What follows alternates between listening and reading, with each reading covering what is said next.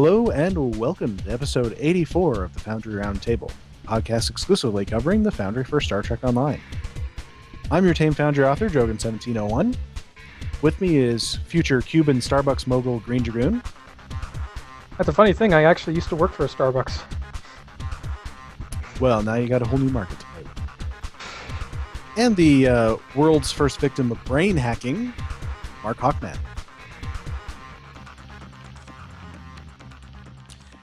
And our guest tonight, welcome back to the show, Bazag. It's good to be back. It's been far too long. Indeed, indeed. Yeah, so, I kind of missed you, actually. Oh. Only kind of, though, right?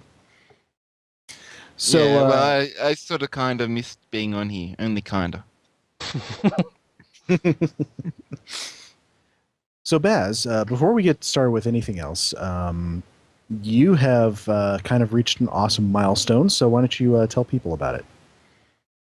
Well, I suppose as we all as Foundry authors, we all publish our Foundry missions, but I actually have published something else. I've self-published an ebook, a story that I've written about this military guy who's got a lot, got a lot, and he's, a dark history that he's trying to cope with, and a drug lord, and a demon, ancient Mayan demon king. So it's going to be an interesting ride for anyone who reads it. It's interesting to note that I think, unless I'm mistaken, I think you're the only Foundry author that has published fiction work. I want to say Ali Mac was working on something. Was working on something, maybe but I don't know if he's ever published it. Yeah, Admiral Aaron has published something, hasn't he? I'm not sure. Thought he might have. But yeah, I'm not sure if I know, Ashford actually published something or if he's simply working on it. Yeah, I know he's working on one as well. I know, one of the authors, and I can't remember who it was, might be Pax, actually submitted some spec scripts for Voyager back in the day. And of course, I have reams of published work, but it's all, nonfiction. And it's news articles, so. But, fiction publishing is something that I've wanted to do for a long time, but never gotten around to. So, congratulations. Thank you. It's available at all good e-retailers. Yeah, so And it's pretty cheap too. So, and we can include a link to it in the show notes. Yep. Captain PF Dennis in the chat room is giving you a good review. Why, So- yes, he was thumbs one of my beta readers, so he knows what he's talking about.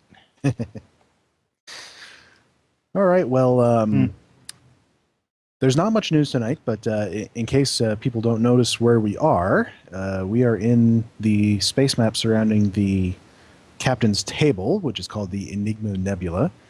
And the reason we're here tonight is because Taco Fangs was on the forum, yesterday, and mentioned that, or actually I think it might have been even the day before, but he mentioned that something that he had said before as well, that space stations were on his list of a batch of objects to be added to the Foundry.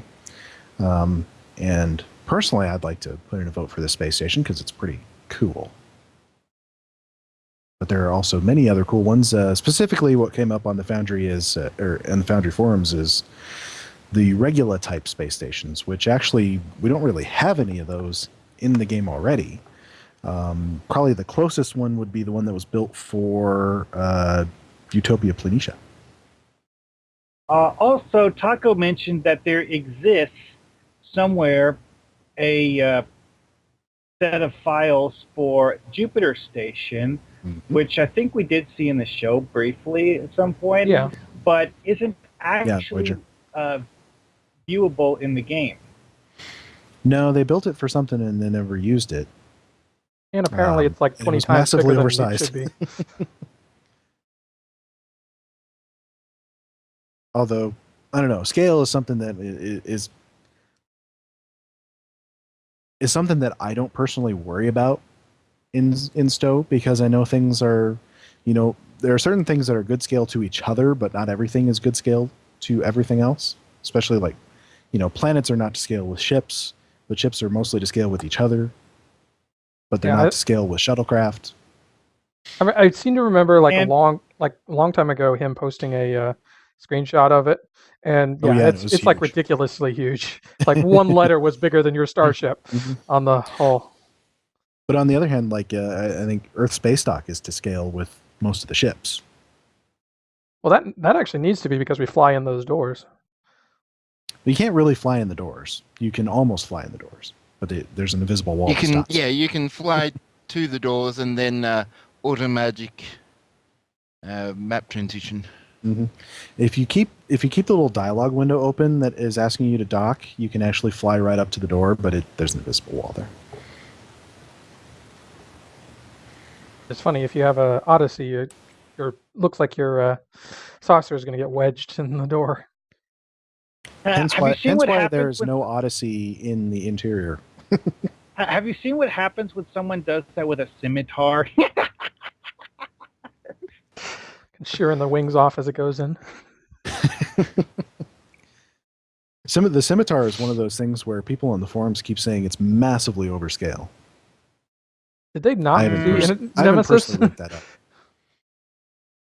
Actually, the scimitar isn't the only one that does that. The Mogai also does it, because the Mogai is one of those weird ships. It's wider than it is long. Oh yeah. And the Mogai, it looks like if you tried to actually fly it through the door, you'd shear both nacelles off. And of course, the Mogai is, in Nemesis, you never really get a sense of what scale it actually is. I mean, they fly like frigates. Actually, I thought they were smaller. There is actually one shot in Nemesis where you get a really good idea of the scale. When Dinatra first meets up with Picard in space before they fight Shinzon, there's a brief shot where the two warbirds fly past the Enterprise. Yeah, I know. That shot gives you a reasonably good idea of their scale. And, their wings are I'd say about as wide as the Enterprise E is long. Mm-hmm. Which sounds about right for their scale in Stowe.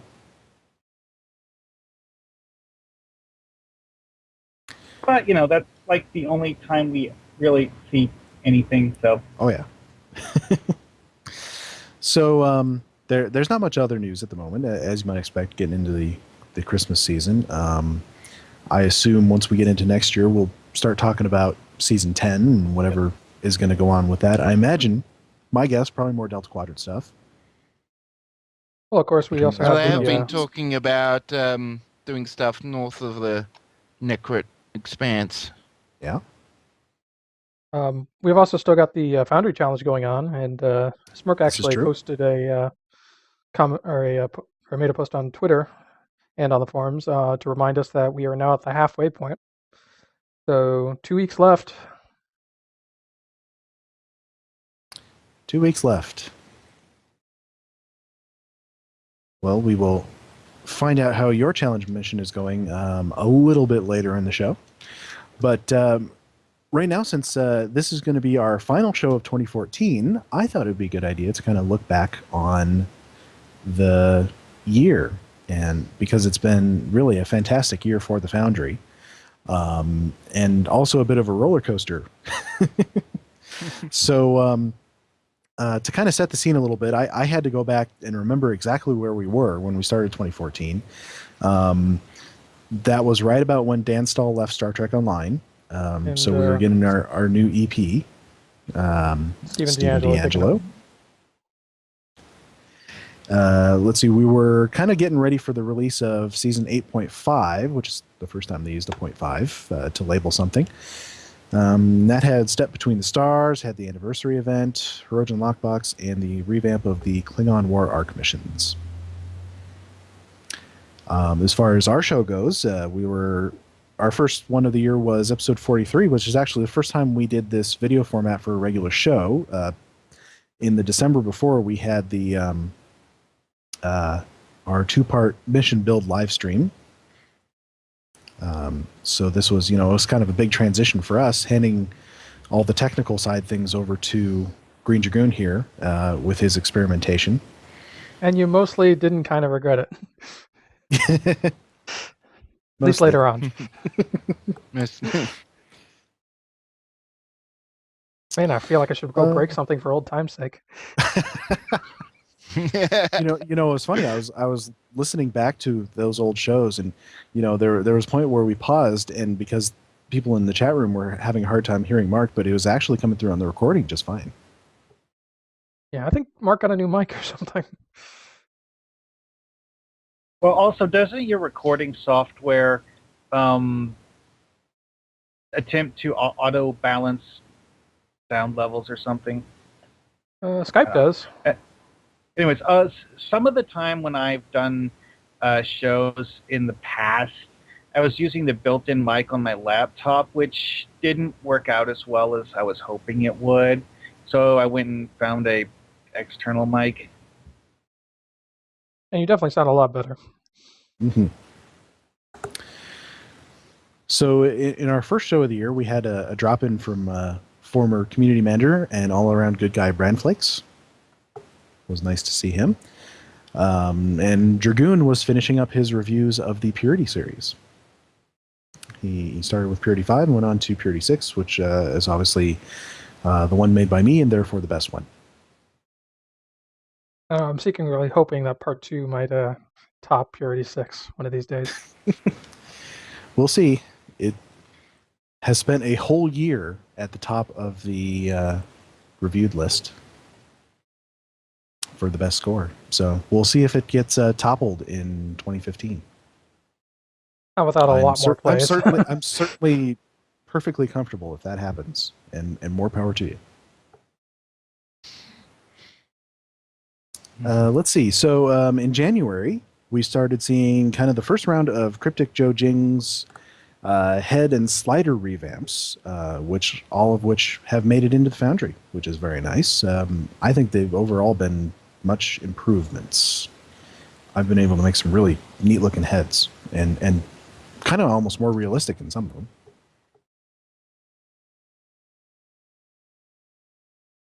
Let's see. Also early in the year, I've managed to create a head that looks eerily like Cerberus Films. I sort of want to delete that whole project and never do it again, but oh well. I see. You want to delete him in effigy. the horror. Yeah.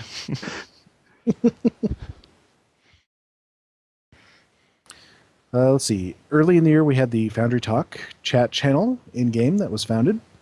It's been a great place for author discussions. Season 9 hit, and we had some Season 9 downtime, of course. Also with Season 9, we had the new ESD was introduced, which necessitated some moving of Foundry doors, which was not actually a entirely smooth transition on that one, but I think that was all eventually fixed. Yeah, there was one door that just didn't get hooked up to anything somehow. Which was the most common door. Also, what wasn't Season 9 when they had the whole disappearance of Memory Alpha? No, Was that it wasn't until later. That was a with, little bit later. I think it was 9.5. Because, yeah, that coincided with the crafting revamp. Yeah. Which, of course, broke some missions because we had some doors in Memory Alpha. Also, the last time I checked, the Foundry UI still lists 2 locations inside Memory Alpha as mission starting points. Mm-hmm. Should make sure to update that, Cryptic, if you're listening. Also in Season 9 was the Investigate Officer Reports Foundry Wrapper request made its return. This time just requiring 1 reward or 1 mission instead of 3. The mission has to qualify for rewards, of course.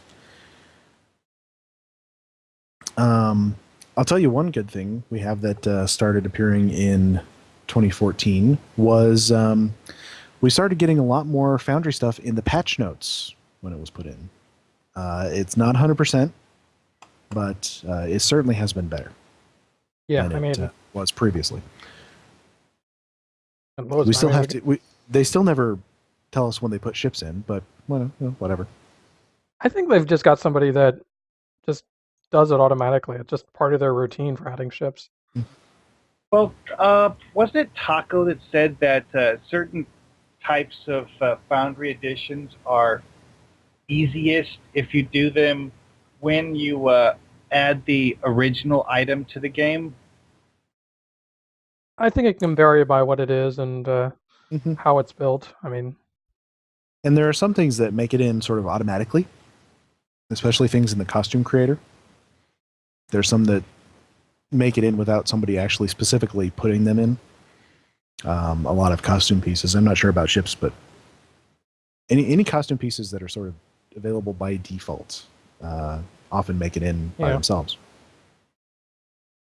which is also why we get to see all those wonderful slider editions. Yeah. And of course, whenever the cryptic devs tinker with one of the space combat mobs or ground combat mobs, well, that just goes to everything that uses those mobs. Mm-hmm.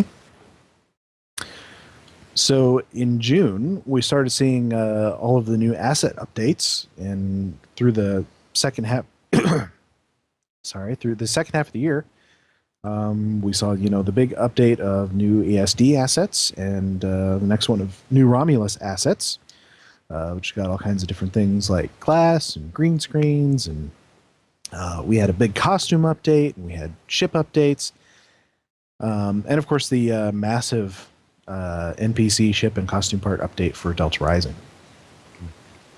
So many thanks to Taco Fang, Zeronius Rex, Thomas the Cat, and any other cryptic devs who helped bring us that. Those, the first big asset updates we had gotten in, like a year or more.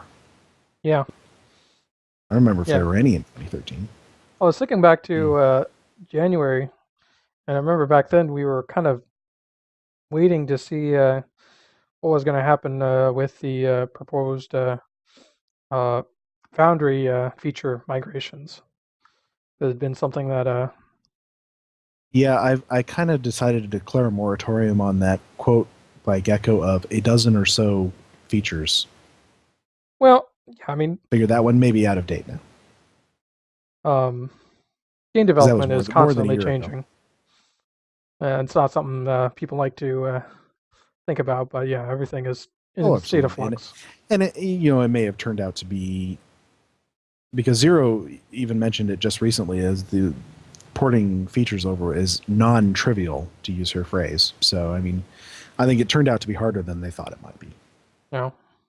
And I mean, and looking at where things went, I mean, a lot of system times I'm sure was put into revamping other systems, like getting the Crafting quick select and the revamped crafting and a lot of those and things. ship upgrading. And of course, when they were talking about that kind of stuff, they were, I'm sure, heavily into planning Delta Rising, if not already actively working on it.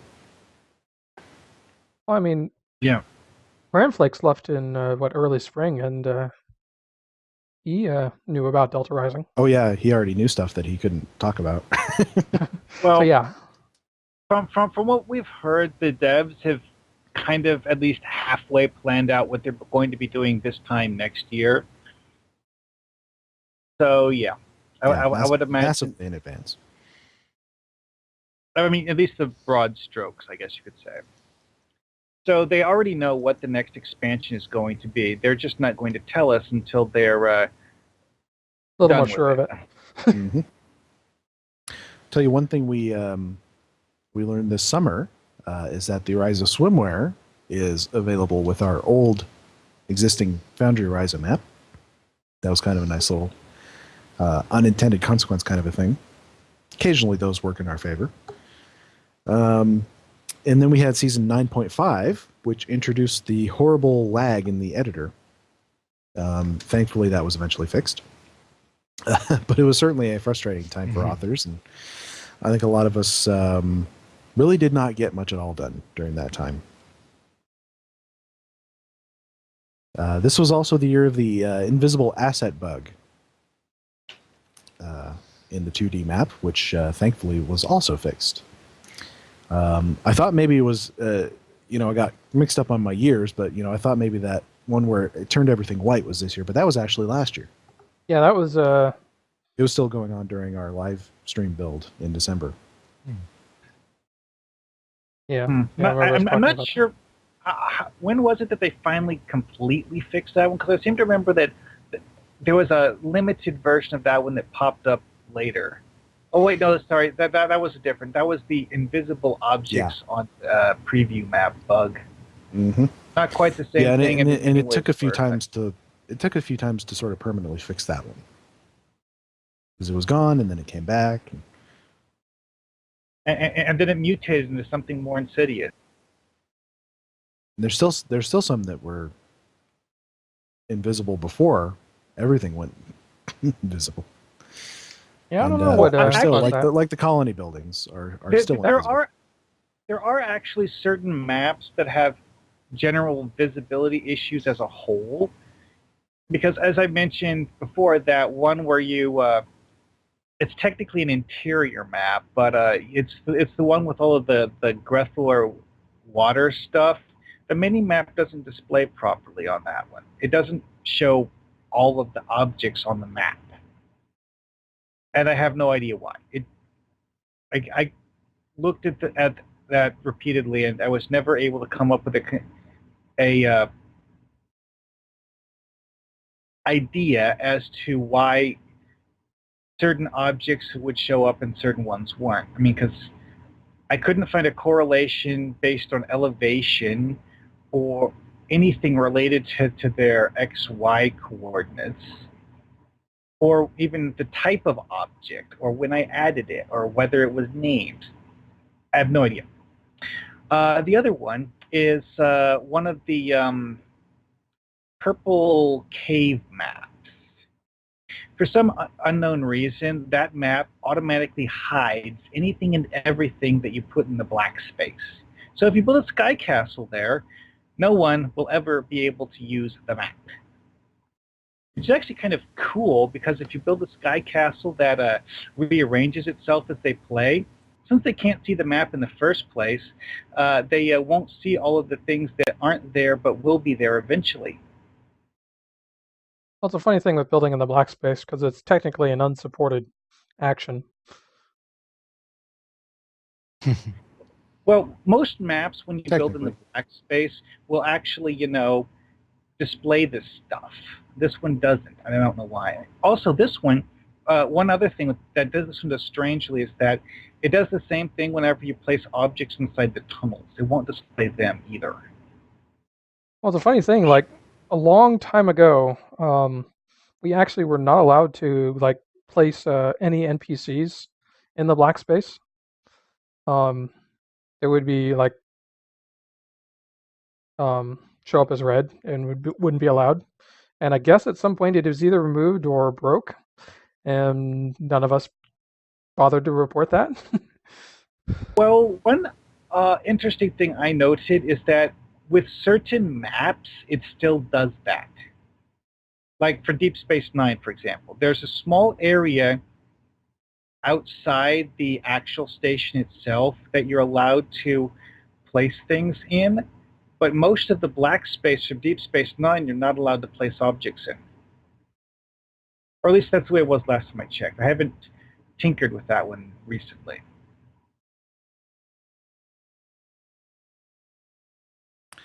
So also in 2014, we've had two Foundry challenges. Number 9, the Mirror of Romulus, one that I entered, and then obviously the one that's active right now, challenge number 10. All about New Year's Eve 2409. And the last thing I have on my list is the new quarters tag for the tagging system. When did we get the tagging system? I'm not sure. It's been a few months. Was that a this year or was that a last year? I I think it was last year. The only note I saw about it, because I spent some time this afternoon looking back through our show notes, and the only note I saw on it this year was, sort of quite recently, is one where we discussed, had it maybe, is it a little more successful now that a lot of time has passed and lots of people have had the opportunity to tag lots of missions. Yeah, I think you're right. It might have been a Season 8 feature edition. Something like that. It's been one of the few feature editions that we've gotten within the last couple of years. So overall, I do like patrols are fun. Good feature, yes. Yep. So overall, good year for the Foundry? Bad? I would say Somewhere so. between? Oh yeah, much better than Season 4. I mean, overall, it's definitely been a been a marked increase. The downtimes have been smoother. Other than the couple of bugs. Yeah, we haven't had any of the updates that like massively changed things. I mean, because I remember there was that one update where they it was a long time ago. I don't think it was this year. I think it was last year sometime, where certain maps got resized and never got unresized, and thus certain missions are broken and stuff. Yeah, there wasn't too much of that this year. Oh yeah, in 2014, Greendragoon finally published Midas Part 2. And guess what I'm actually doing while playing on this podcast? I believe you're playing Part 2. That's right. Or part No, 1, I'm playing 'cause you've actually never Part played 1. I haven't played Part 2 because I haven't played Part 1. Mm-hmm.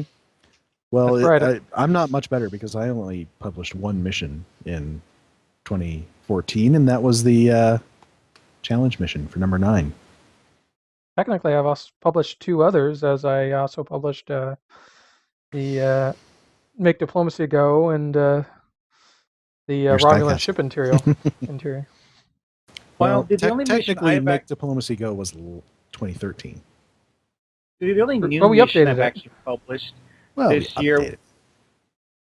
Oh wait, one thing that got added this year was the ability to use the exploration clusters as Foundry doors. Ah, correct. I forget which season that was. Was that well? That was Same time as crafting, 9.5. Okay. Yep, I did see that in the show notes. Now that I remember. Because the reason why this popped into my mind is because the only new mission that I've published this year, since most of what I've done in the Foundry this year has been tinkering with missions that were either unfinished or making older missions better. The only one that I actually created new this year was actually created because of that, and something that I haven't actually finished yet. Oh well. Well, everybody who listens to the show probably knows by now that I have the unfortunate habit of starting many projects and finishing few. So, speaking of which, let's move on to what we've been working on. Dragoon, since I know you're working on your challenge mission, let's start with you. Things seem to be going well. 2 of my maps are pretty much done. I mean, as far as the actual building of the map. I think at most there's going to be minor tweaks, and then of course laying down specific NPCs and objectives and all that stuff.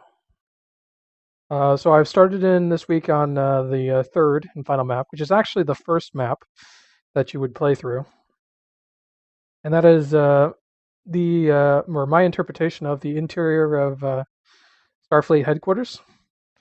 And I have a picture here of the foyer for that building. And the idea is that you'll start out here for a celebration, and then eventually move into the other maps, which are outside. Overall, I think it's coming together pretty well. it's still a lot of work to do. I mean, this is like the only section that's really starting to look kind of complete. I've got another large room that haven't really started it on yet, and then some connecting hallways that they'll go through. Overall, I think I'm doing pretty well. Obviously, we got the 2-week notice or halfway mark. So yeah, I mean, who knows? Maybe might be one of the fastest missions I've ever published without help. That is a very cool looking map, I have to say. Thanks. I like it. I like how it's coming out together.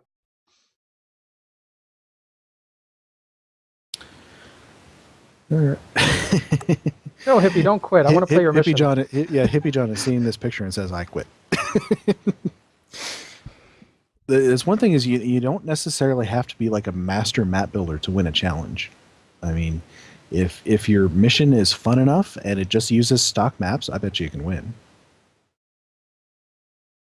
Well, And- the best work that I've done though is stuff that people had a setting that reflected what was going on in the story. Obviously, if you write your story around using a stock map, that works. But if you don't, well, using a stock map would make this mission less interesting. Mm-hmm. Primar is suggesting that you use the ESD benches instead of the old couches. I thought about it. I kind of use those old ones because they're not really used anywhere anymore. Plus, they fit really well into the angles. Kind of helped separate out the space. So that's what did you say that's supposed to be? Starfleet Command? Yeah, Starfleet headquarters. Very cool. And then there's another room where the actual celebration is taking place. This is kind of like the front foyer, which is actually how you leave the building, although you transport in. Well, as long as you don't fall into the trap of building a brilliant map and not really utilizing it very well. Well, like I said, I only got 3 maps. I've so- seen authors do that. way back in the very beginning of the Foundry, there was a great map builder named Saber Druid who built this awesome Klingon courtroom. And his mission, you go there and you have like one thing of dialogue and then you're gone. And I told him, you got to let me stay here and look around and play in it a little bit because it's brilliant. Yeah, I do that a lot when I'll play until I'm supposed to beam up from the map, and then I'll tell my boss to be quiet while I explore.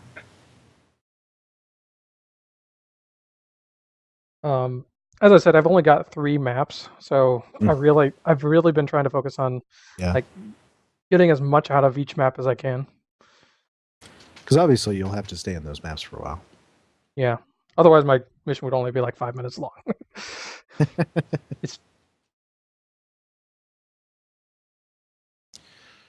All right, so let's see. Baz, obviously you've been working much on your book, but have you been doing anything in the Foundry since we last talked?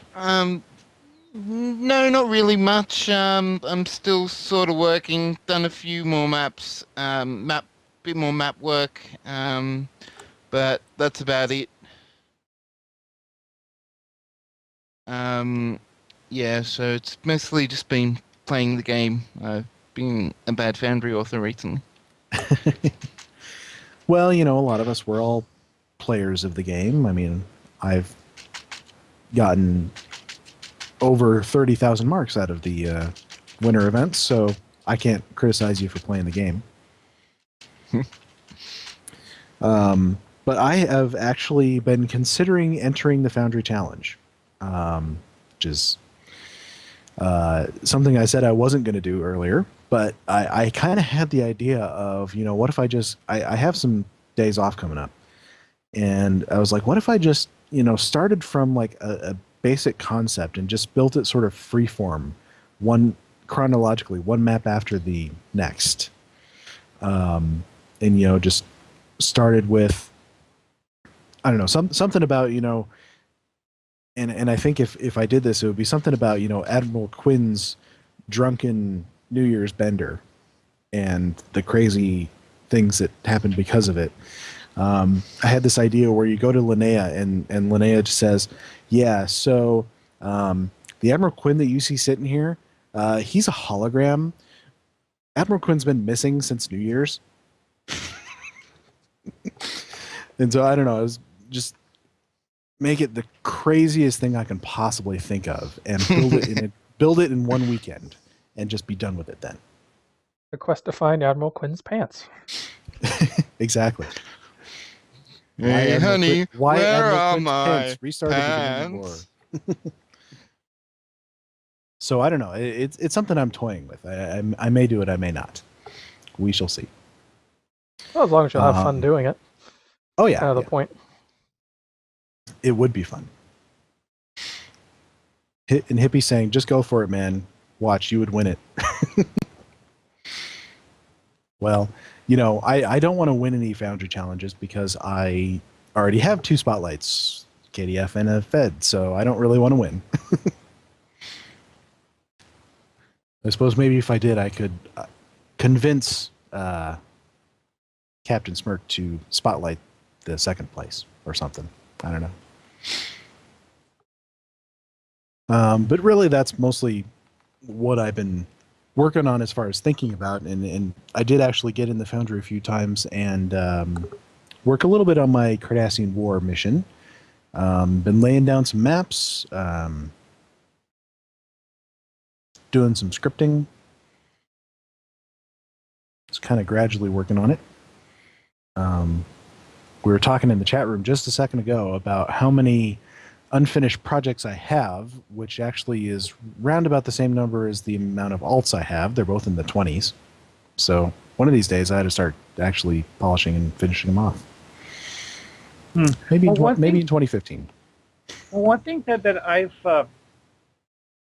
thought of while you were mentioning that idea with Quinn is maybe writing a mission about what an Ocampan New Year's is like. Definitely some fertile ground there because we don't know anything about Ocampan New Year's. Actually, we still don't know why Linnea is an Ocampan and somehow has been in the Alpha Quadrant this whole time. Well, see, that was kind of part of what I was thinking about doing, is having Linnea go to the Delta Quadrant and hang out with the Ocampans that are in the Delta Quadrant, just for New Year's. Maybe we could come up with some elaborate backstory where Linnea is an immortal Ocampan. Well, they never did in the show explore what would happen if you were to use medical regeneration nanites on Ocampans, or even explain precisely what causes Ocampans to age so rapidly anyways. Speaking of using this mission to explain things, the other thing I thought maybe I could do is, have some kind of crazy temporal thing to explain why it was 2409 for 4 years. Elaborate temporal bubble. Time dilation field in effect.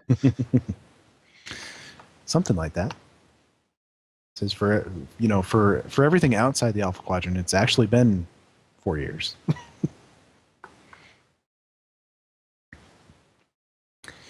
But anyway, that's the things I've been working on. Mark, what have you been working on? Tinkered more with the mission I was making. Somehow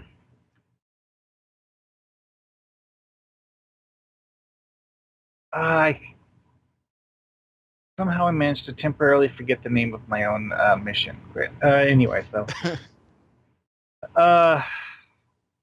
actually haven't gotten a whole lot done this week, but I did, however, today think about what I want to do and come up with a way of radically changing it in a way that will make it cooler. And like I was hinting at before with that whole black space thing, using that lack of mini-map to enhance the story rather than working against it. And more specifically, well, it's like I said before, is that under normal circumstances, when you hide and reveal parts of the map at with certain triggers, people will be able to see them on the mini-map. And for this one, since I'm dealing with elevated walkways, if people see elevated walkways on the mini-map, they're going to want to try to walk on them, and then they're going to realize they're not there. However, since there is no mini-map, you don't need to worry about that.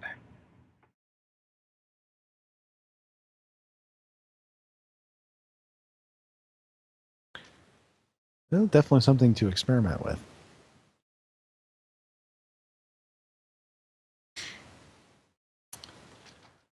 All right, why don't we move along to... we're tonight going to continue with our Delta Rising mission reviews, and the next up is All That Glitters. Now, it's been a little while since I played this, so Dragoon, can you reacquaint me with the story? Considering it's about as long since I played it, but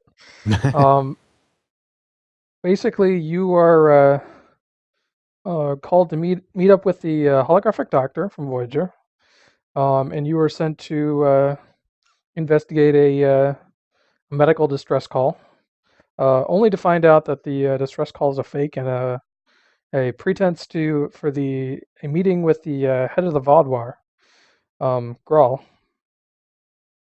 After agreeing to meet, you agree to meet at neutral ground on the Talaxian base from the second mission reunion. And once there, Grawl basically, well, I don't want to go too far just yet. What do you guys think? Start throwing up your spoiler alert. That's a good point. Spoilers, everyone. There be spoilers here. There be spoilers here. Well, first off, it's the mission where you get to meet the Doctor for the first time, outside of Tuvok's head anyway. So they have Bob Picardo's voiceover, which is great. It sounded far more like the Doctor than the one in Tuvok's head, which I guess makes sense because he was a perversion by a certain Undine in that episode. It was, wait for it, a fake.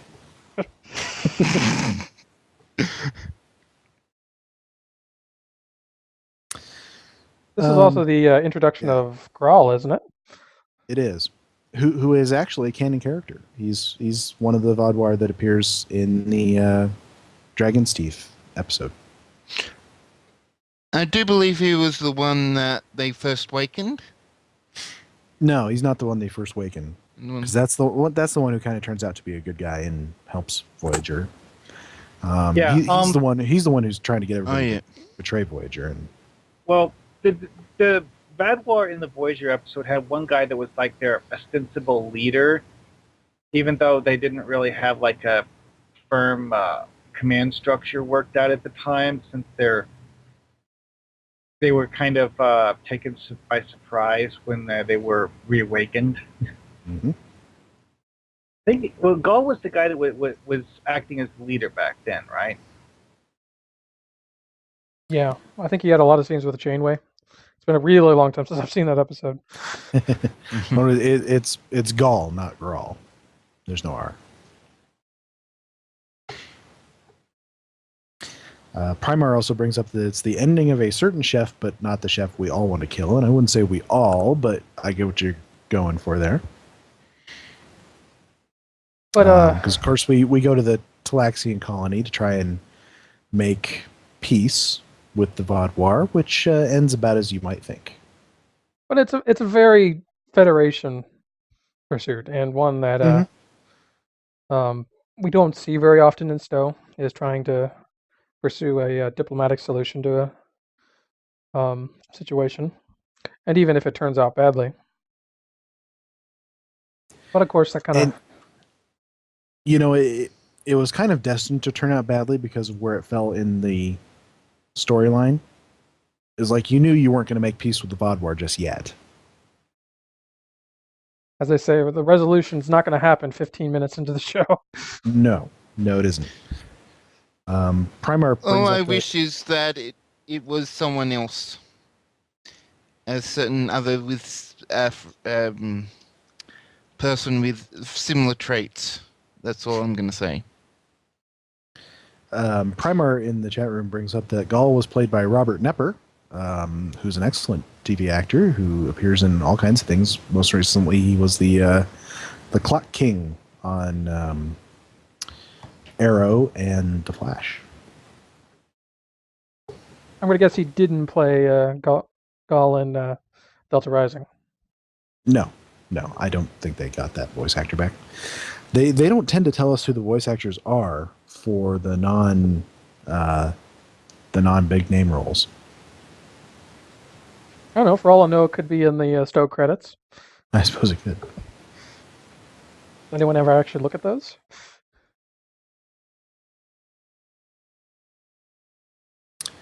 No, I don't. That's for sure. Well, you remember this old TV show called Thundar the Barbarian? Well, when you watch the closing credits of that TV show, you will notice one thing that is there and another thing that is not there. One is that it lists the names of all the people that were voice actors for the episode. What it does not do is it doesn't list the characters they played. Any of them.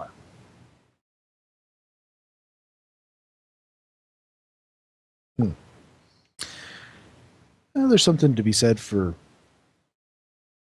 keeping that a secret sometimes. Well, the reason I brought that up is that video games tend to be like that. They have this list somewhere of people who provided voices for various roles in the game, and they, have a list of names, and they don't cross-reference. They don't say which character yet. It just has various roles. The BioWare ones are notorious for that. I swear I heard Alec Baldwin's voice in The Old Republic, but I'm not sure of it. I don't remember where they actually keep the credits. Oh, there it is.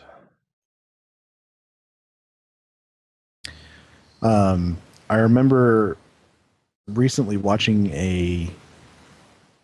on YouTube some of the old Siskel and Ebert shows, and Roger Ebert was talking about, Gene Siskel was talking about animated shows where they tell you who plays the parts, and he says he hates it when they tell you at the beginning who plays what, because then you're just looking for the that actor's voice throughout, and it distracts you from what's actually going on screen. Well, with Gargoyles, that was one of those where they actually did, a good job of listing who played what character, but that they stuck that all in the closing credits. They didn't put it in the opening credits. Yeah. I'm guessing these are the voice actors under other contributors. Possibly.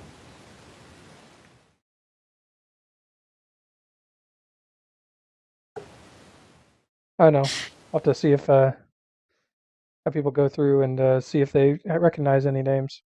Mhm. They have featured guests up here.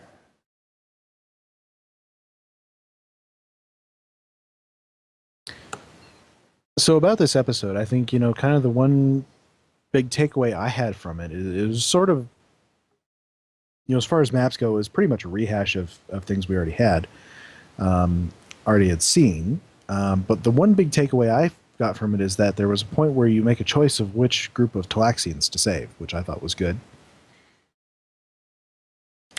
That's something that Cryptic can do a lot more of now. They have developed that tech to sort of randomize things and to make a little bit more player choice in there, even though player choice in Stowe is sort of an illusion.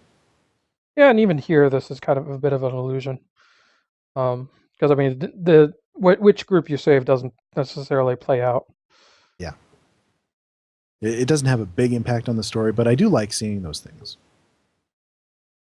But no, I mean, at the same time, it's almost kind of surprising to see just how far they take it, because really, I mean, you were literally making a life and death decision. Oh yeah.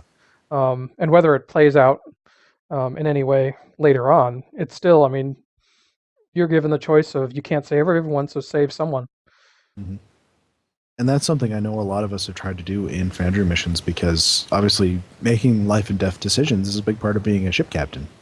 Well, I mean, it requires a greater level of emotional investment in the story. And I know, I think this mission almost kind of surprised a lot of people, because it does force you to make that choice, something that is unsugar-coated. Yeah, I mean, it's pretty plain that, you know, these people died because you had to choose the other ones.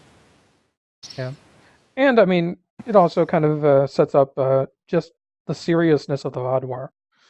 Because oh yeah, I mean, there's cartoon-style villains, they and then essentially massacred a bunch of civilians. So yeah, and then there's like truly evil characters. yeah.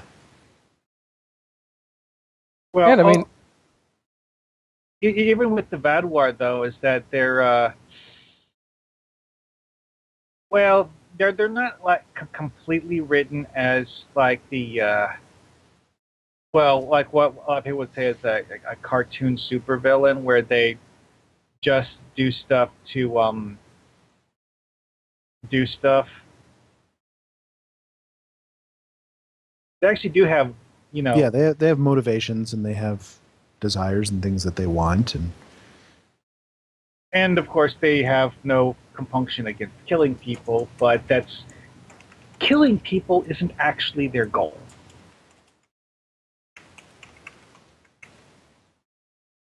I mean, it's one of those cases. I always kind of take this episode as a sign that they're taking their storytelling up to the next level.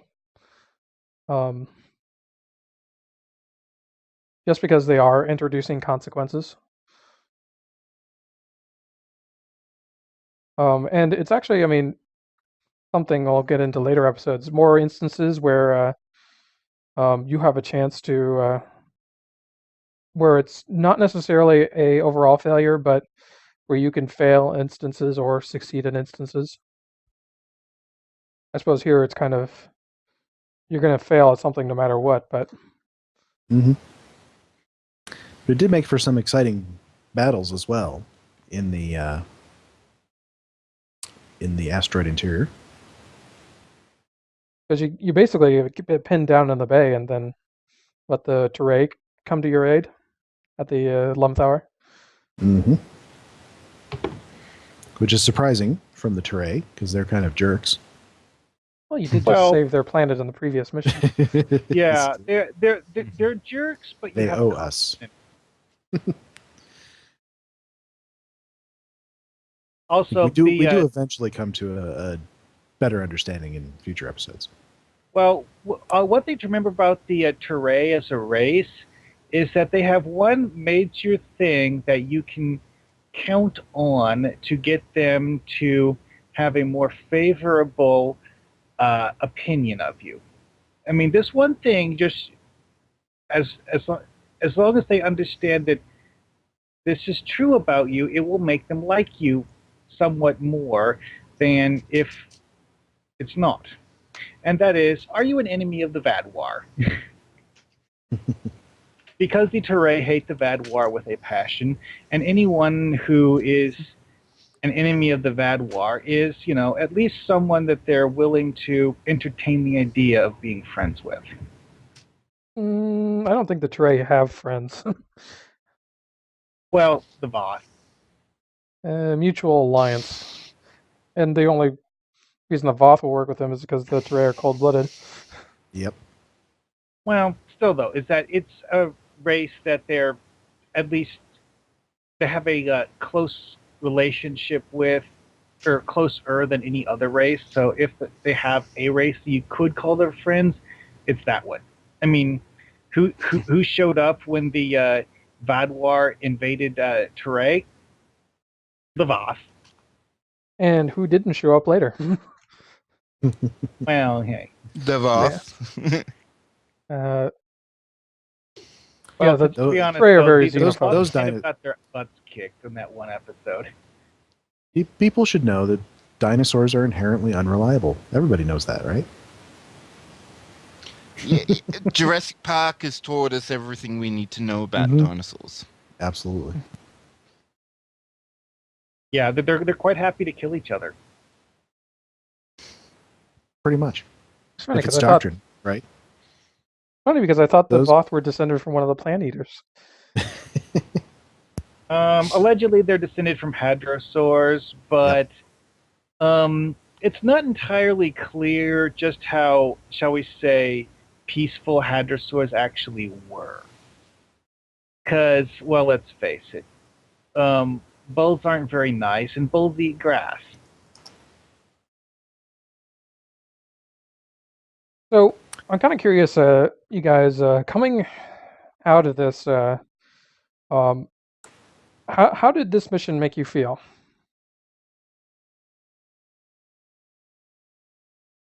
Well, I felt bad for the Talaxians. So obviously, they didn't deserve to be slaughtered. Essentially, obviously they weren't all killed, but it kind of it gave us a more involved ally in Neelix, which turns out to be a good thing later on. How did you feel about the Vadwar? I really wanted to defeat them after this episode quite badly. Because obviously, it became obvious they weren't going to listen to reason. So The only thing the Vadwar understand is force. And it took an alliance to defeat them the first time, so it'll take an alliance to defeat them the second time. yes, indeed. But I mean, it's a funny thought because so often before this in Stowe, people have complained about kind of just being like in the Klingon War, but not having a personal stake in it. Is like, why haven't we made peace with them yet, and all this stuff. And in this case, you're given a very specific and poignant case for why a peaceful solution is not an option. But it was good to give peace a chance, even if they didn't take that chance. The Vadwar didn't want a peaceful solution. Because if they really wanted a peaceful solution, they wouldn't be attacking people in the first place. But I mean, a lot of my point is a lot of the conflicts that were around at launch are ones that predated the start of the game. Because the Klingon War and the hostility with Romulans and the problems with the True Way, were all kind of things that had already been going on before the player becomes involved. But this is here- kind of the start of a new conflict. Well, there is actually a part of this that I guess you'd say the story evolves from that point, because the path to 2409, a lot of things that happen in there radically change the universe from where we last saw it in the TV show. I mean, like, the reason for the Klingon War is because the Klingons invaded Gornar, subjugated the Gorn. Afterwards, they discovered that one of the or several of the high-ranking Gorn were actually Undine, and then executed them in public. And the reason for the Klingon Federation War came out of that, because one, the Feds weren't happy that the Klingons were going around subjugating other interstellar powers, and at the end of the Klingon War, the Klingons had added 3 or 4 other interstellar powers to their empire. Granted, the Orions were actually rather happy to be a part of the Klingon Empire, given the circumstances, but regardless of that, Well, some Also- Gornar are happy of the KDF as well. Some aren't, but most are. Yes. Well, I mean, not all Orions are actually subjects of the Empire either, so, you know. But I mean, it's a funny thing because all of these events are not like really well presented at all in Stowe. Um, I mean, those of us that have been kind of hanging around since launch and read all of this pre-launch material are aware of kind of how this came out. But at the same time, I mean, a new player coming in really has no idea the events leading up to the Klingon War, why the Federation is at war. So I mean, how can you really have any sort of emotional investment in something that you was started before you got there? That's a very good point, actually. I mean, because in game, there's actually very little explanation for why there are Ferengi serving in Starfleet, even. Why not? We had Because, you know, one in Deep Space Nine. well, that was a special case. And as we know from Worf, the Federation does special cases relatively often, in truth. Part of the Path to 2409 thing is that the Ferengi are now officially allies of the Federation. They're not actually a full-fledged member, but they're kind of like one step below being a full-fledged member, which is where that whole allowing Ferengi to be members of Starfleet thing came from. I don't know, like I said, Basically, a dual citizenship program for quote-unquote allied members, allied nations. So Well, you didn't have to be a member of the Federation, but as long as you're on friendly terms, you can also theoretically become a... That's exactly what it's referred to as in the Path to 2409, is a dual citizenship program. I definitely wish there was a better way to kind of explore the a lot of those earlier events in a more meaningful way to a player. I think that is actually the reason why the devs went and did that Academy trivia thing, because of the fact that prior to them doing that, it wasn't in the game at all. At least some of it wasn't. Because, you know, all of that... Okay, let me rephrase. Not the full novel-length version, but a summary of the Path to 2409 stuff can be found in-game by collecting the lore data ships at Starfleet Academy or Klingon Academy, and it's awkward, but you can actually read, you know, each of them contains several paragraphs of information about events in the history of Star Trek Online. The catch is you have to go into your accolades list, find the accolade for that particular data chip, and then read the description of the accolade. Yeah, I'm sorry. That's just like an absolutely terrible way to feed backstory into the game. This is true. However, it's better than nothing. And I'm gonna bet you 10-1 just about everyone doesn't bother with those accolades and just goes and grabs the the answer online. Have to totally agree with you there, because it took me, you know, months after that whole thing started to actually realize that, oh yeah, by the way, if you go over there, or if you look in this menu here, you can find something. So I would love to see Memory Alpha make a return as the lore hub for Star Trek Online. It would be the logical place to do that. But one thing you bring up is, you know, it's something that happens in real life all the time, I'm sure, is that, you know, a soldier who wasn't around at the start of a long conflict comes in the middle. He may not have much of an idea of why it started. He may have no idea why it started, but he's still got his job to do. And I think that's part of, you know, that's kind of what happens to our characters. We're sort of thrown in the middle of this as new cadets, and, you know, we still got to do our jobs, even if we weren't around for the start of the war. But it is nice to be there from the beginning. I was actually going to, you know, I was thinking about doing this Cardassian War series and, you know, what part 2 would be. And I think part 2 essentially would be, you know, somewhere in the middle of the Cardassian War. This is, you know, the original one.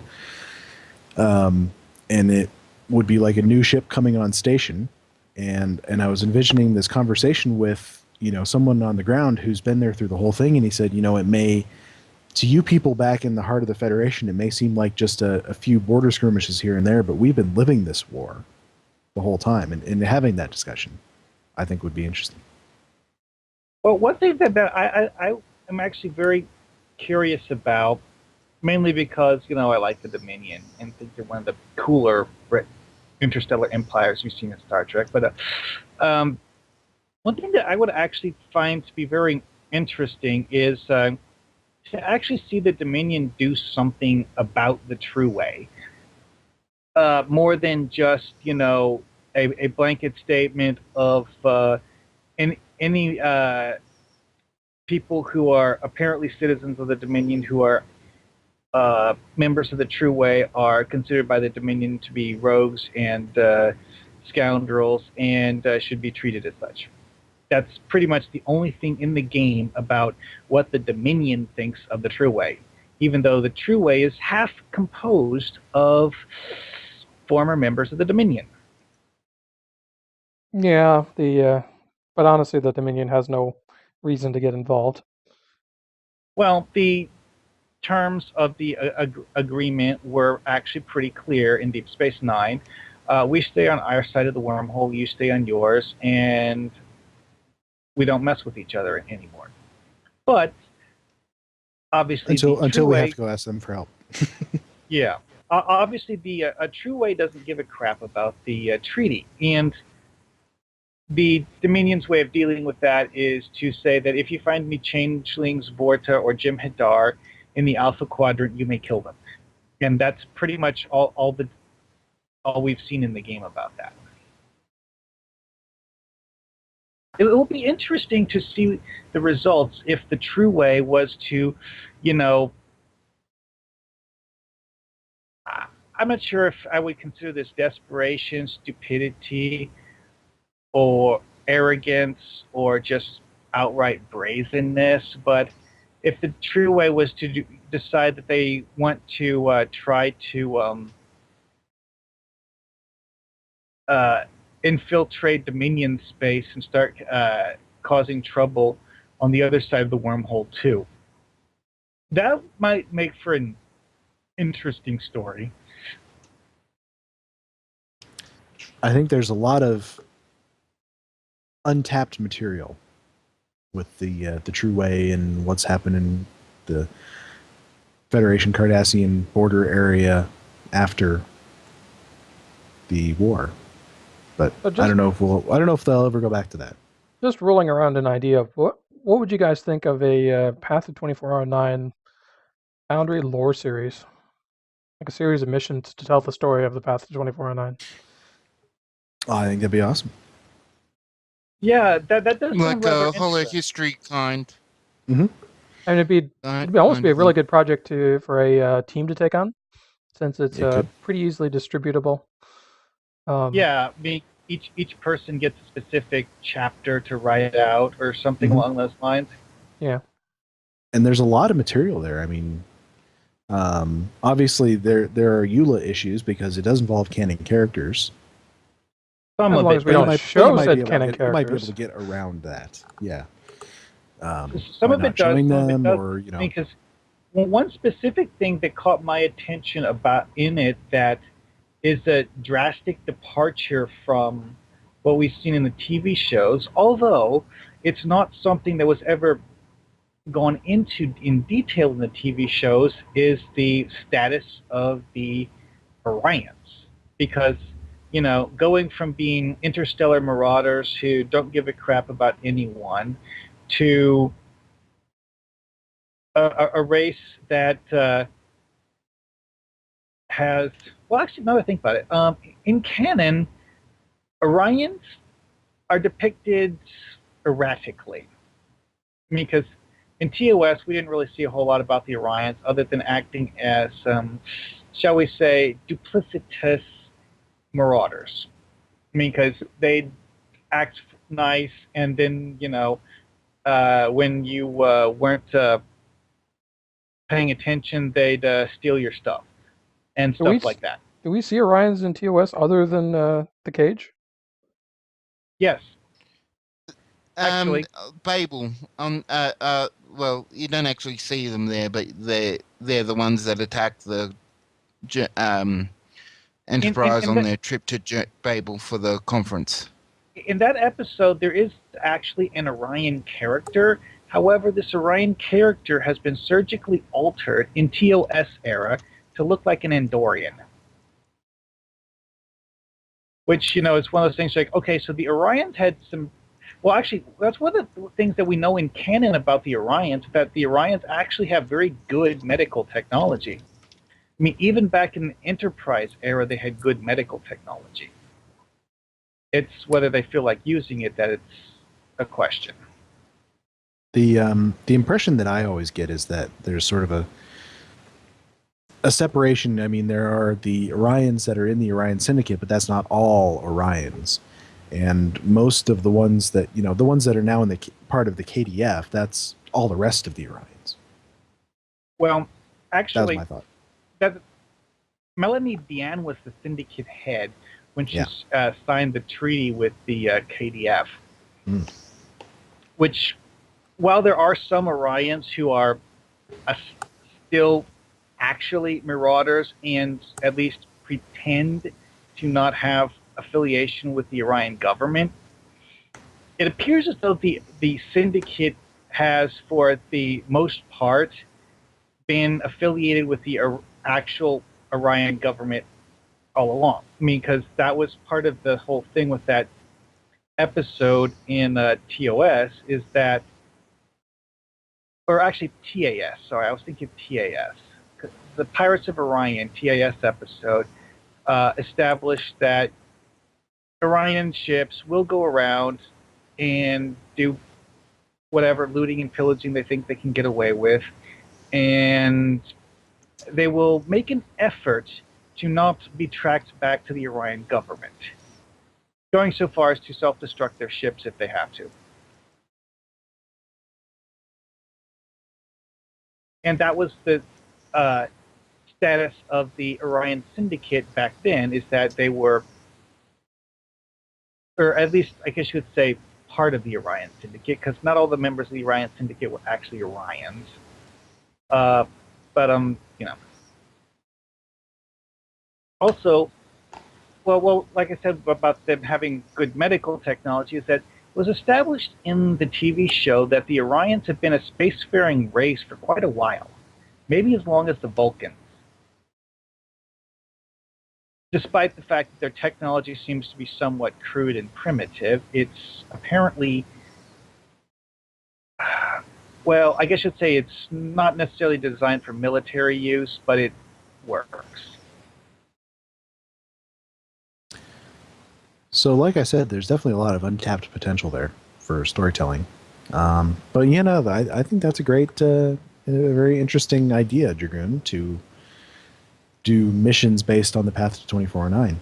And one thing that you could do is what I did in some of my other Holo History series is that it's essentially an interactive Holo program where you play a character, and if your captain plays the part of that canon character, you don't have to put their likeness in, because we can't change True. the likeness of the character, of Very the player true. character. We can't change what they Well, look like. So Which reminds me, one thing KDF said that would be a good choice for having the lead role for the thing, i.e. the player role, is Gempak. So some of the Path to 2409 stuff involves Gempak, mhm. which we It have never does. actually find out exactly how Gempak dies. Just that the guy who replaced him as the Klingon Chancellor apparently killed him in a duel. Apparently, because there were no witnesses to the duel. Were you talking Jimpak or Martok? Oh, sorry. Jim Polk. Yeah, because Martok was Chancellor, of course, when we ended DS9, but eventually he was killed in a duel. Gempak is the one that's the original Stowe character, isn't it? Okay, yeah, Yeah. I was talking about Martok. Yeah, that's what I thought. Although but you're you, right. you You could know, have some with Jimpock too, I suppose, because both of them are characters that feature prominently in the KDF side. Yep. That's definitely fertile land for perhaps a collaborative series. Well, let's see. I think we've covered that particular mission really well and gone off on a tangent, as we pretty much always do. I actually had a topic request from somebody earlier today. He was saying, what are some things that we can talk about to benefit new authors to make things easier on themselves? And while you guys think of something, I can, mention outlining again, because outlining is a huge benefit and can be a huge benefit for new authors, because if you have bullet points of exactly where your mission is going, that helps you determine how many maps you need, determines, what kind of story dialogue you're going to need, determines what your objectives are going to be. If you have all of that done before you even set foot in the Foundry, it just makes it 10 times easier. I know. I tend to plan out a lot of the smaller details as I'm building maps. Well, nobody ever said you had to build one way, right? Well, Right. as Many I different mentioned techniques. in the past, I typically come out with a rough story idea, then start building the maps, and as I build the maps, I figure out exactly how I want to do things, because every time I've attempted to plan things out in detail ahead of time, I have to change the plan because to accommodate the assets available. Yeah, that would be one of my biggest suggestions is go into this fully prepared that there are aspects of your story that you're going to have to change. There will be Mhm. limitations you'll run into, and you have to be prepared to adjust and alter your story to accommodate. In fact, some of the best storytelling I've done has been when I've had to build off of a limitation I'm working within. So one thing I would tell new players or new authors to do is take a look through the list of assets. Just, and take some time and look through and see what is there that you can work with. Look through the NPCs, look through the NPC groups, just spend some time looking through it all and see what is available for me to use. And that maybe can give you a better idea on what you can do. Yeah, because there are a lot of really cool props in there that aren't necessarily things that you would expect to see, like the Borg antenna clusters that only look right when you mount them on a ceiling. I mean, there's all sorts of weird things like that in there that, if you don't look through the list of assets, you'd never know they were there. Mm-hmm. Here's a good one. When you're creating a costume, name it with the full name of the NPC that it's going to be. That way, because this is by default what an NPC contact laid down will have. Yeah. Actually, I tell you what, I'm going to go into the Foundry and share my screen with you and show you exactly what I'm talking about. I can't because I'm not set up to share it right now. Oh, you're not set up to share. Well, geez. No. We'll do that another time. But basically, if you name the costume, the full name of what your NPC is going to be, that way, if you place something on the map and reskin it as that person, it will have that full name automatically. You won't have to rename it. So that saves a little bit of time. Yeah, because the way the thing works is that when you take a generic NPC contact, place it on a map, and reskin it, unless you manually name the character prior to reskinning them, it will automatically populate the name field with the name of the costume you reskin the character with. Mm-hmm. So if you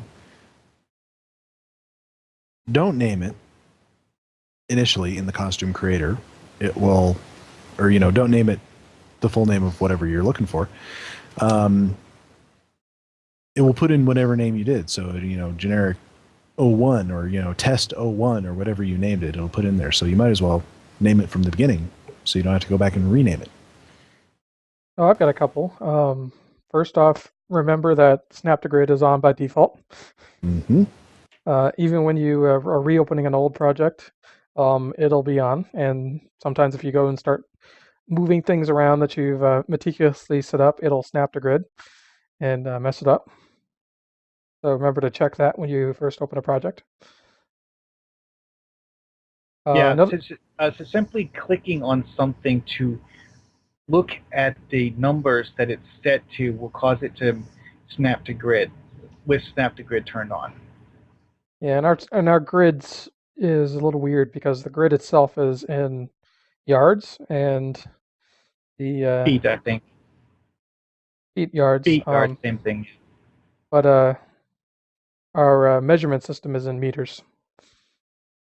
Well, so it gets a little weird. It's part of the reason why putting in whole numbers for meters will often have the game automatically change it to something that isn't a whole number. I mean, because sometimes if you say put in 15, the game will automatically change it to 15.001 or something screwball like that, because it's actually storing the number in feet, and the interface is converting it back from feet to meters. Yeah, it's really weird. If I remember right, the Foundry originally, in its first incarnation, actually displayed the numbers in feet and got changed sometime after that. I forget whether it was like season 4, season 5, something like that. It was a long time ago. Yeah, it was fairly early, either season 4 or season 5. One thing I found that's always good is to have either a notepad file open on your computer or a pad and paper on your desk, so you can jot things down if you think you might need to remember them, or if you need to do math. Yeah. Occasionally, you need to do math. Yeah, I've used math to get points and to convert the feet you get from the location into meters, and when I always use it is to make stairs. You math to make stairs. Yeah, that's a good. Just adding certain increment up for each level. Yep.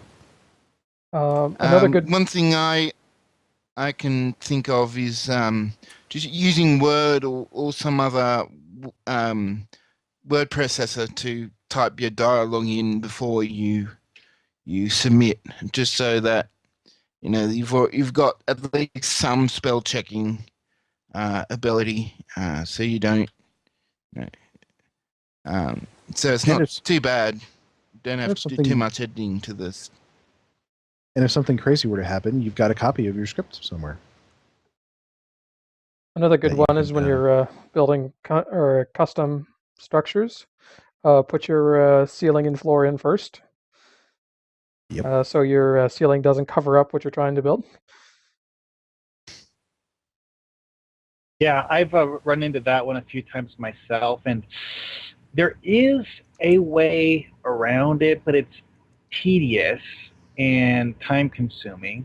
It's not as difficult as rebuilding things, but it's as time-consuming as rebuilding it. Yeah. Test early, test often. Both map preview and published playtesting. The more detailed map designs I've done, such as that crystal computer that I built for the Beta Rana incident, those are things where I would move the default spawn point so that I could just spawn, look at the object, and then exit the map, because I would find myself needing to look at them so many times that the amount of time taken walking from the normal spawn point to where it was would be longer than the amount of time I spent actually working on it. Okay, here's a good one that I didn't actually know until a few months ago when one of our guests mentioned it. I can't remember who it was, but when you're building a map with a lot of custom objects on it that might cover up the spawn point, because of course, things cover up the spawn point as they're added later, you can actually add a new spawn point and then delete the old one. So the new spawn point will appear on top of all the other objects.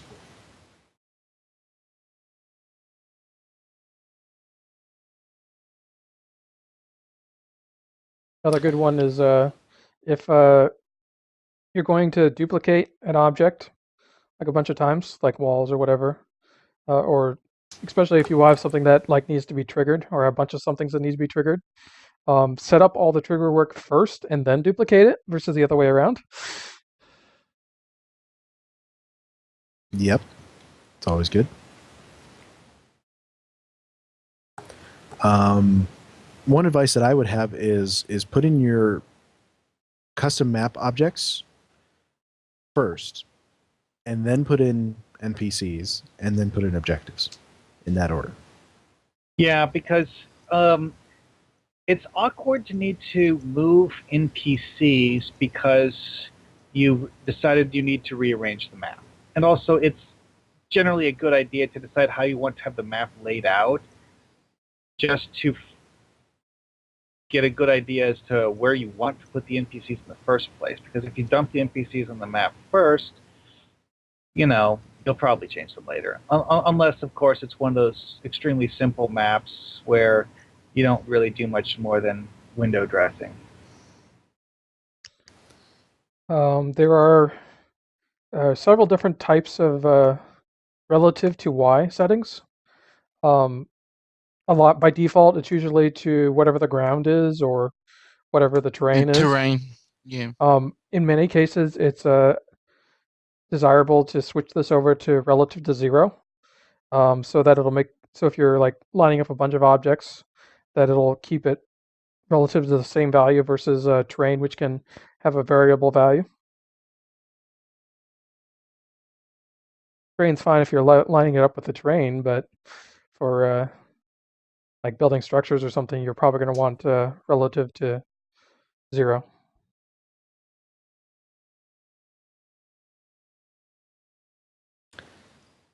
Here's a small one, but kind of an important one. When you're looking through the list of NPC groups, these are the combat groups, don't rely on the search filters for enemy and friendly, because a lot of the new mobs that were added were not tagged in those filters. So also the enemy friendly thing, I don't think it ever worked properly, because if I remember right, it automatically assumes you're a fed. I don't remember that. There used to be only like a few sets of friendly mobs, and now there are many more. So I don't remember ever actually working with it, because I kind of just memorized what was friendly and what was enemy. Oh, I did think of one thing, though, is that with relative to terrain, there are many times you actually want to use that, because certain props are actually set up so that you can just put them on the ground and have them actually sit on the ground. In many cases, that's a very quick and effective way of doing a map, but not always. But in a lot of cases, it can mess up. For instance, when you've got like some of those stone mushrooms, and suddenly have all of your stuff sitting way up on top of a stone mushroom because you put it underneath.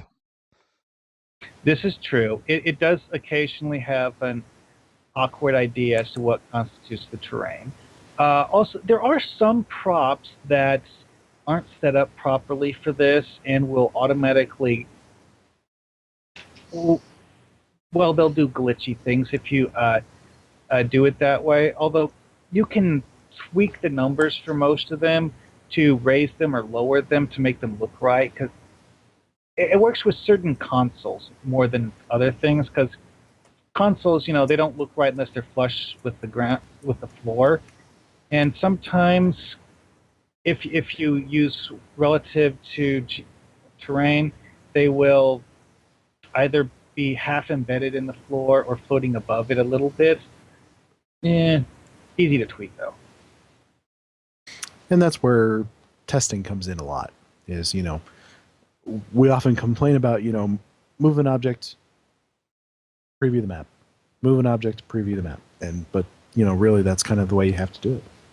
Another thing is preview is not the same as live. There are a lot of things that don't get calculated until you publish your mission, such as pathing. So things like your bridge officers will be incredibly stupid and run into and get stuck in a lot of things. This is normal. It'll get fixed in live. There's a few other bugs that only show up in preview. So if something is acting really strangely in preview, do go test publish to live. Make sure it's actually still also doing it there. It's just results may vary once you actually get into the live environment. Yeah, worst one is, of course, the 0 point bug. That one, yuck. Yeah. For reference, that one is the occasionally actually quite often when you go into combat with space mobs, they will teleport to whatever 000 coordinates are on the map. This is in map preview. It does not happen when you publish the mission, thankfully.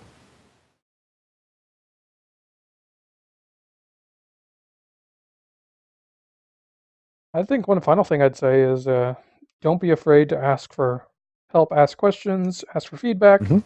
The community is incredibly helpful, and we all want to see new authors succeed. I think we have one of the absolute best sort of sub-communities in the game. Absolutely. Yes, we will only mock you if you forget to ask questions about something. How will we know to mock them then? We'll find out when they publish their mission that they did something absurdly silly that they should have asked questions about. Nah, we don't really mock them. We'll get feedback. Nah, not too bad. All But, right. I mean, this community is made up of veterans and new authors alike, and everyone is welcome. Absolutely. Except for maybe the exploiters. We don't like them very much. We're not big fans of exploiters. Let's see. What else? Mark's been doing some testing with the maps of various planets in the solar system. So why don't you tell us a little bit about that? Yeah. Okay. In the past, distant past, I should say, I used the Pluto map for a mission that I did on Tribble. Sadly, that mission no longer exists. But one thing to remember about the Pluto map is that Pluto's kind of small. Charon is sized realistically compared to Pluto. So you see something that looks like a small planet and a slightly smaller planet right next to it, which is reasonably realistic. Granted, the distances between them aren't, shall we say, realistically scaled, but nothing in this game has those distances scaled realistically. But it actually looks like Pluto and Charon. I don't remember seeing Pluto's smaller moons like Nix and Hydra on the map, but they're basically specks of dirt anyways. And if you want them to be part of your mission, you can take a random asteroid prop and stick it in there, because if I remember right, they're not round anyways. Let's see here. Mars. Mars has Deimos and Phobos as irregularly shaped asteroid-looking objects that, well, they don't look exactly like the real thing, but they're reasonably close. The Mars planet itself is, of course, something that is recognizable as being Mars. One thing I noted is that Deimos and Phobos are actually placed very close to Mars on the map, and it's somewhat awkward the way they're placed, but not horribly awkward. Let's see. Jupiter actually has 9 moons placed on the map. The 4 Galilean moons, as they're called, Io, Europa, Callisto, and Ganymede are visible, but they're outside the navigable bounds of the map, so you can't actually fly up to them. I don't really understand why they did this. They did this with the moons of Saturn, too. There are 3 smaller moons of Jupiter that are on the map. These are kind of like the pseudo-asteroid moons, though. And for some unknown reason, you have to get really close to them just to be able to see them. They're not visible at range like you would normally expect objects of that size to be on a map. Let's see, Saturn. There's an odd glitch with Saturn where if you fly too low, it will warp you back to the spawn point. This only seems to happen when you fly down to negative 15,000. So you actually have to go down a pretty far ways. So if you just build things around the orbital plane, you'll be fine. Saturn has, I don't remember how many moons, but a lot, all of which are outside the navigable bounds. Oh yeah, I forgot one thing about Jupiter. Jupiter, the main planet Jupiter itself, takes up something like half the map by volume. You kind of like have this crescent-shaped area wrapped around the southeast quadrant of Jupiter that you can actually build things in, and the rest of the map is Jupiter. You actually cannot fly up high enough or low enough to reach either of Jupiter's poles. It's just that big. Okay, back to Saturn. Saturn has its rings in the map, but they don't have a particle effect associated with them, and they're canted at an odd angle, so you can't add a second set of rings to create a particle effect. So, yeah. There's not really a whole lot else to say about them because, you know, one of the main things I did is that I noticed when I was looking over them is that the devs did a pretty good job of making them look like the real thing. Because, like I mentioned with Jupiter, say, when you see the 4 big moons of Jupiter, you can look at them and you're like, okay, that one's Io, that one's Europa, that one's Callisto, and that one's Ganymede. And just by looking at them, you don't need to, you know, like, do anything. They just look right. The only one that I've actually used is Neptune. And it was for a small map that you don't spend too much time on. But you know what? I think it worked pretty good. It looked good. So they're mostly good-looking maps. Oh, actually, I did think of one thing that was slightly off about the Saturn map is there is one of the moons of Saturn that's a lot bigger than the others that, you know, you would automatically pick out as being Titan. Although I don't remember it having like a fuzzy atmosphere haze around it. But I'm not really sure how much that would that the real Titan's atmosphere obscures its surface anyways.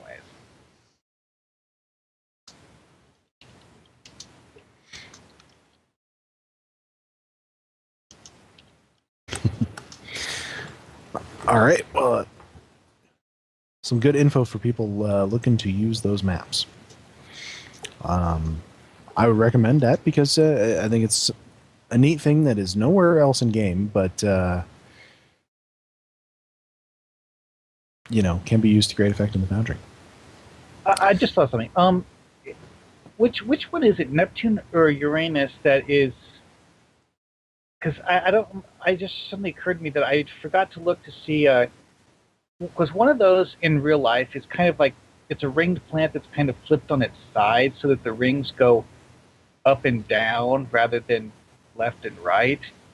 And Uranus, I think. It just occurred to me Either that Uranus or Neptune. I can't remember which. Well, I forgot to look to see if how extensive the ring system is on the Foundry version of that planet.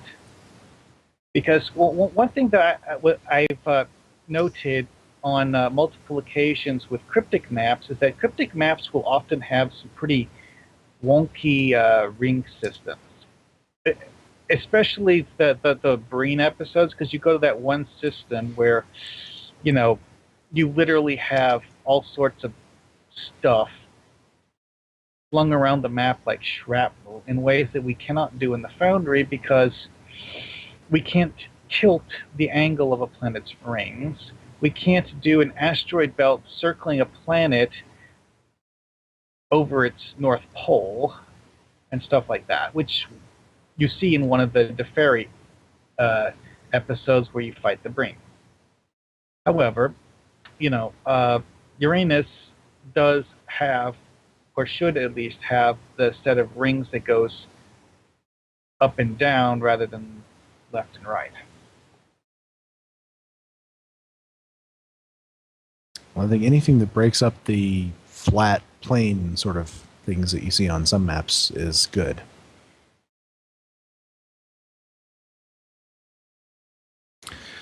So Bazag, who has been playing a Foundry mission while we've been doing this, I believe you have finished said Foundry mission, which is Shadow of Midas Part 1. Yes. So in our remaining few minutes here, tell us what you thought. I really like the maps. I mentioned in the chat room just a moment ago that I was planning.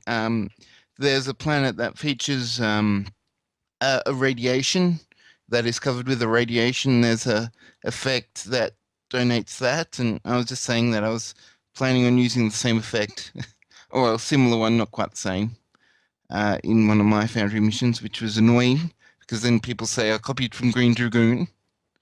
That's okay. All of my ideas are free to steal. Yeah. And I've stolen a few myself. I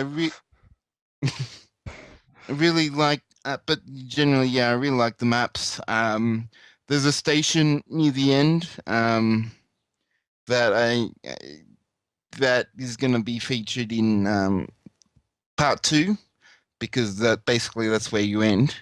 That is quite an unusual construction. I'm not sure actually how he made it, but it's Klingon several stations, different things, like stacked up and different rotated. Yeah, Klingon stations rotated, like a helix kind of thing. Like you might see not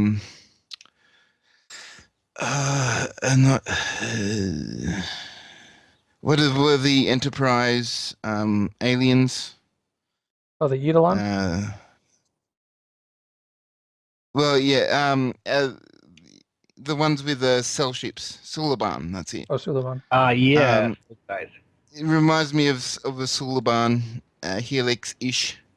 But yeah, all the maps were very well constructed. The crash ship exterior was well done. Yeah, all the maps were really quite good. It's got a really interesting puzzle that worked out that I enjoyed. It's a sort of a collection of smaller puzzles, merged together, 2 different types. I was enjoying with effects and stuff to show that progress is being made. What else? I'm really like the unknown aliens that you're introduced to. Some reason when the name is mentioned, I thought of another race, but they use a different type of radiation. You're thinking of Davidians? The race. Yes, those were the race that I was thinking of. I don't know if that comes into it during part 2 or not. So it doesn't, but we'll have I to found see out that. after the fact that the one of their mob types in STO is called the Eidolon. So I think it's yeah, that is the Davidian the second. type, yeah. That is the commander level mob. So the Yeah, well, Davidians. we're pulling from the same source because Eidolon is a term for a ghost. Yeah. Oh, just trying to think.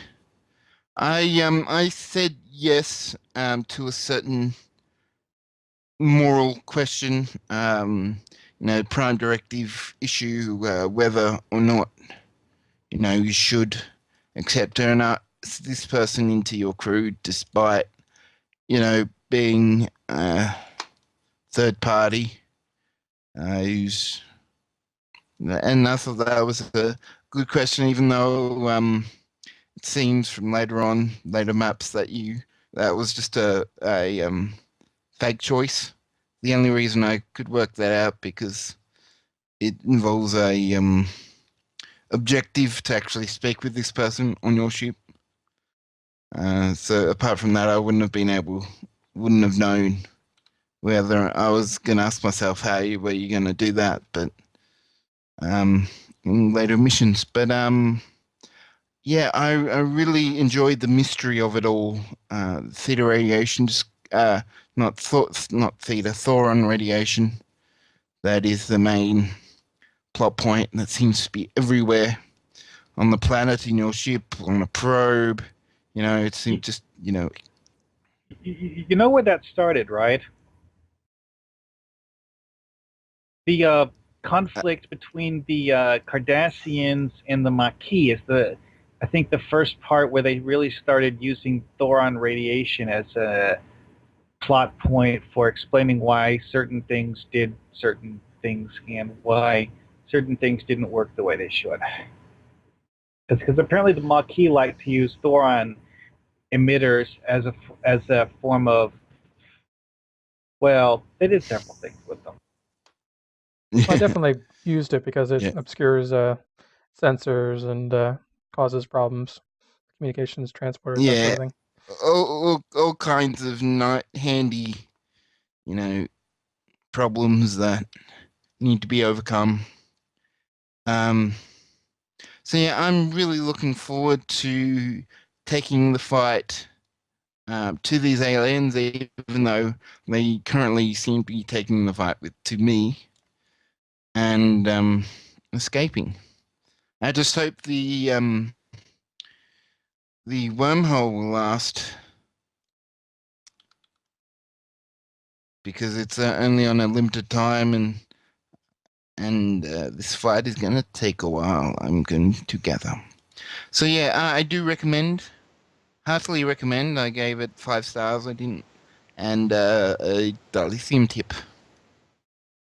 I look What he forward needs to at the hearing end is that countdown clock at the end of every episode of 24.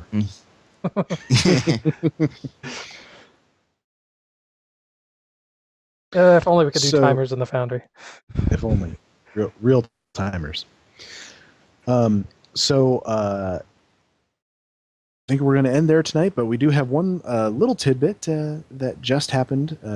Zero just tweeted that she was working on some Foundry fixes. Cool. She did not elaborate. She never does. But I guess we'll see what those are soon. Well, I mean, since it's Zero, I'd assume it's asset-related fixes. Asset-related fixes and possibly stuff to ships. I know there's a few ship errors and things like that are abound that maybe she's fixing. Who knows? That would be nice. Mm-hmm. Be nice to have a working Pathfinder in there, because that's a great ship. But anyway, we will say goodnight and Merry Christmas, Happy New Year, and any other holidays in between. Do we want to do contact info? Yeah, throw up your contact info. All right. If you want to get a hold of us, we can be reached at email at foundryroundtable@live.com. We are also on Twitter. You can contact the podcast at Foundry Roundtab. Drogan can be reached at Drogan1701. Mark here can be reached at Markhawkman. And I think I actually saw him on it last week. Yes, he does. He has tweeted a few times. It does occasionally happen. Occasionally. And I, of course, can be reached at Greendragoon. Baz, what's your Twitter handle? My Twitter handle is Bazalonia, or Z for you Americans, Bazalonia. Bazalonia. I've noticed that Canadians do it that way too. It's a Commonwealth thing. But we will say good night and happy 2015. Good night, everyone. Good night.